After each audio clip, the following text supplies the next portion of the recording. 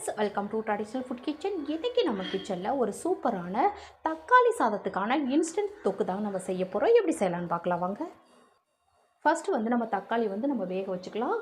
நமக்கு எந்த அளவுக்கு தொக்கு தேவைப்படுதோ அந்தளவுக்கு தக்காளி வேக வச்சுக்கலாம்.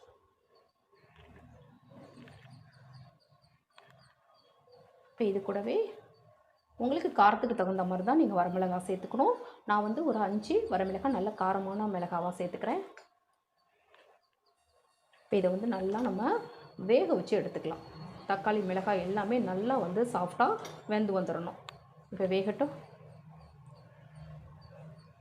இப்போ இது வெந்தோடனே நல்லா ஆற வச்சு நம்ம எடுத்துக்கணுங்க. ஒரு மிக்சி ஜார் எடுத்து வச்சுருக்கேன். அதில் வேக வச்ச தக்காளி மிளகாயை சேர்த்துடலாம்.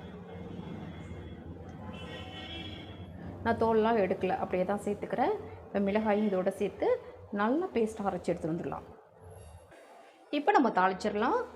நம்ம தக்காளி சாதம் அப்படின்றதுனால கொஞ்சம் எண்ணெய் அதிகமாக சேர்த்துக்கிறேன். ஒரு 1/4 கப் அளவு நான் எண்ணெய் சேர்த்துக்கிறேன். இப்போ எண்ணெய் சூடானோன்னே 1/2 டீஸ்பூன் அளவுக்கு கடுகு, 1/2 டீஸ்பூன் ஜீரகம், 1/2 டீஸ்பூன் அளவுக்கு உளுத்தம்பருப்பு, 1 டீஸ்பூன் அளவுக்கு கடலைப்பருப்பு, 1 ஏலக்காய், 2 கிராம்பு, ஒரு சின்ன சைஸ் பட்டை.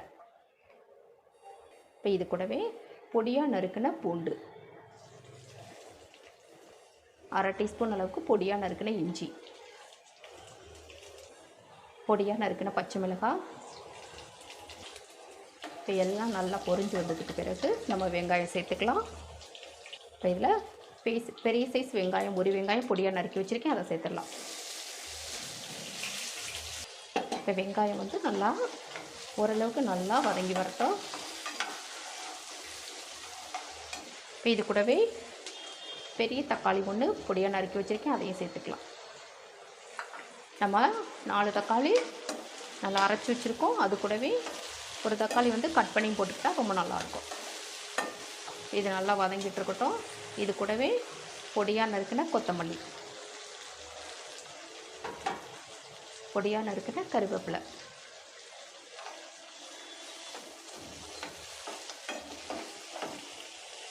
அரை டீஸ்பூன் அளவுக்கு மஞ்சள் பொடி,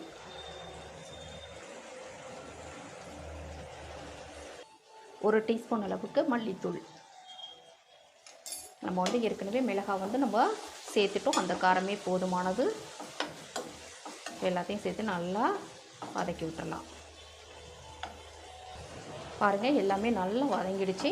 இப்போ அதில் நம்ம அரைச்சி வச்ச மிளகாய் தக்காளியை சேர்த்துடலாம். இப்போ இதுக்கு தேவையான அளவு உப்பு. இப்போ இதை நல்லா கலந்து விட்டுறலாம்.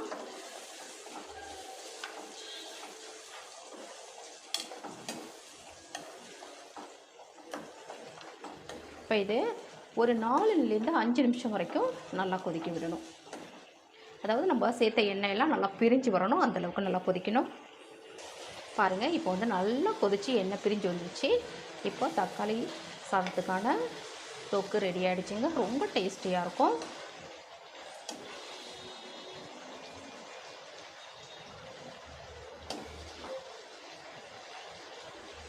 இப்போ நம்ம ஆஃப் பண்ணிடலாம்.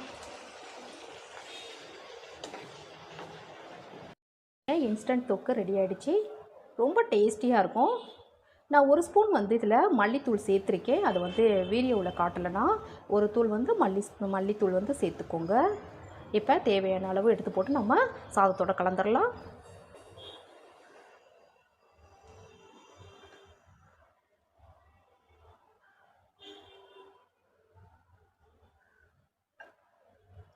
இப்போ இதை வந்து நல்லா சூடான சாதத்தில் நல்லா கலந்து விடலாம்.